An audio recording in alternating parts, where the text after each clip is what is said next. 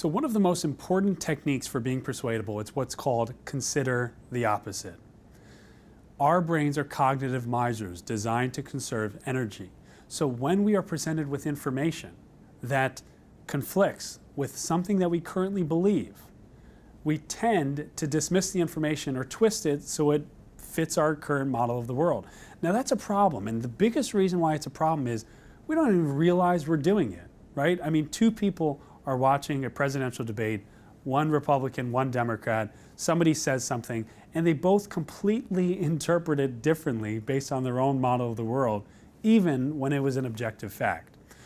One of the ways to counteract this is to simply consider the opposite, right? Ask yourself, what if I were wrong? Or what are the possible alternative explanations for this scenario?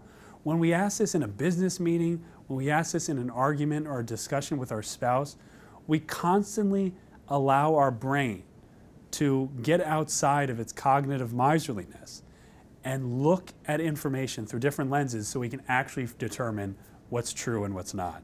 Considering the opposite is especially helpful in arguments, because when we're in arguments with people, especially heated ones, passions take over and emotions cloud the reality of the situation. What you need to do is use anger, anxiety, and even confusion when you're in an argument as a signal. It's a signal that you may no longer be objective and you need to consider the opposite, right? Imagine an argument you had with a friend and you know the guy is wrong. He tells you something that just really angers you and you know he's wrong, but you don't quite know why. And so you just trust your gut and you just assume that he's wrong. No, don't assume. Consider the opposite and look for alternative explanations, because at the end of the day is you might have been wrong. And wouldn't you like to know?